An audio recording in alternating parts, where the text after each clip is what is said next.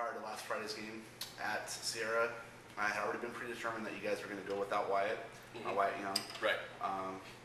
You did get a phone call though that Friday morning talking about Cody Weinsheimer, starting quarterback, and his health probably going to keep him out of that game. Right. What was your mindset at that time? And was it it was. We had, like you said, you were already predetermined that we were going to go without Wyatt on Thursday morning. Made that decision, so we felt like we were okay. 7:30 in the morning, I get a phone call from Cody's mom saying he's not feeling very well, and he's got a fever and that type of thing. I'm gonna go to the doctors. Well, so we work out the way, to fine tune everything to get him eligible to play. That's handled. Now we got to figure out, can we be a functioning player that night under the weather? And the news came back from the doctor that he shouldn't play at all. He should be actually, stay at his house and stay inside and stay away from, anybody else really, and not playing the game until he gets better. They predetermined that he had a possible swine flu, but mainly because anybody going in with flu symptoms now is going to get classified as that. And that changed things once, obviously he decided to get better. Not decided to get better. Luckily he's healthy again, and swine flu is not the case. So regardless, once we found out that we were going to go without both Cody and Wyatt, it was a no-brainer. We have our third-string quarterback is going to be Jake Savetra, and he didn't say at all at any time, I don't know if I can do this, and I don't want to do this. He said, fine, we'll do it. The rest of the team said the same thing. It was great.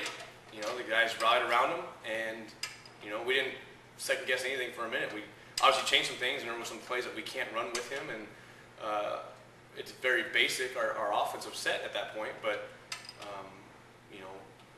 you got to go with what you got. You can't improvise. And had we tried to do something along those lines and grab somebody else and say, well, he's a better athlete, let's put him there, things could have been far worse.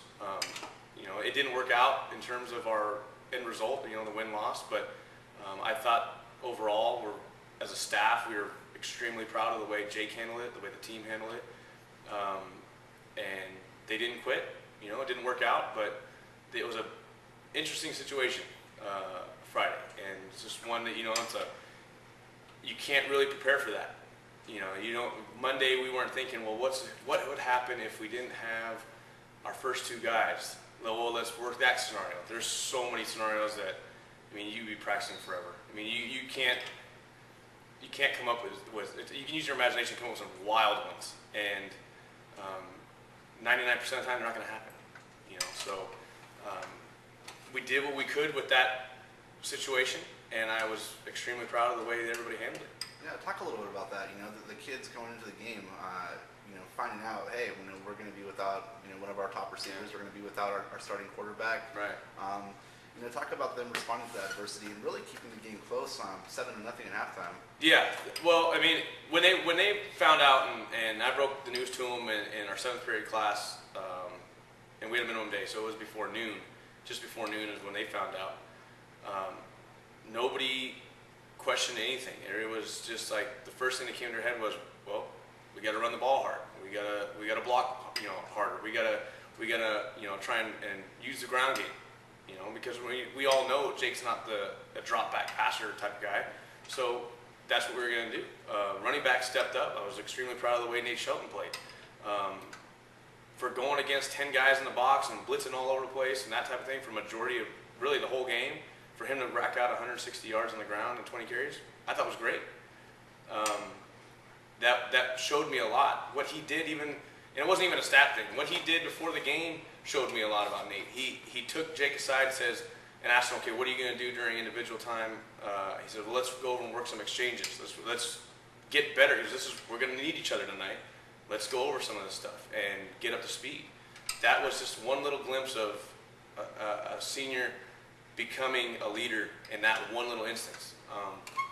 It was interesting. It was very interesting to have Nate do that. He's really a quiet kid, but man, I think against Sierra, I think he really just turned the corner a little bit and just Not so much as a player, but as a senior leader on this team, I was very proud of that. Unfortunately, the team's dropped 2 in a row now. I imagine it's very important to get back on the winning track this next Friday at Downey and Modesto. What are some things you guys are going to work on starting today at practice? Well, the first thing is we're going to try and get our legs back underneath us a little bit and get us healthy again. We're going to probably lighten it down and go, instead of going full pads, we're going to go shoulder pads, helmets only. Kind of give some of our guys a break in terms of their workload. We've been going pretty hard with our tight ends and our defensive ends. They're the same guys.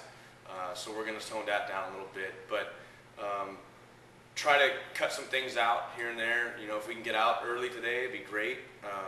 But while accomplishing the same stuff, we have our 7th period class. We can get a lot of stuff done in that class before we get to the actual practice time at 3:30. So we're going to try and knock that out. Try and get some guys some rehab stuff going. Try to do some things to boost morale. I mean, it's a situation, and when you're on a winning streak, a lot of the stuff gets washed over. You're winning, and feelings are great and that kind of thing. Kind of takes your eyes off of what's going on, negatively and what you need to fix. When you're in a losing streak, it's quite the opposite. All of a sudden, all the bad stuff shows up. People start to panic in that type of situation. And being 1-2. We were 1-2 in 2005. We ended up making it to the semifinals that year. We ended up winning our next 5 games. Had a great, big, giant game against Hilmar here. There's no reason why we can't do the same and go into Central at 6-2 and compete for a league title. Nobody's abandoning ship at this point. But morale is obviously, low when you get into a losing streak. So we got to find some interesting ways of boosting that up a little bit. And we've talked about it as staff this weekend, and I think we've got some good ones, and hopefully the kids respond, and hopefully also that they don't get in a slump where it's hard for them to get out of breaking the mold and getting out of this little rut kind of thing. You want to get going and kind of get this taste out of their mouth and get back on the winning streak. Do you expect to be at full strength on Friday's game? Yeah, the flu bug is going around though. I mean, the biggest thing that we're doing right now is after practice is basically emptying out the locker room and disinfecting everything. I mean, it's going around. It's not just our team. It's the school. It's other athletic teams, cheerleaders, that type of thing. People are getting sick, and we want to make sure we're at full strength as soon as possible. I anticipate us being at full strength, but at the same time, I've already heard from a couple different people that they're not at school today because they're sick.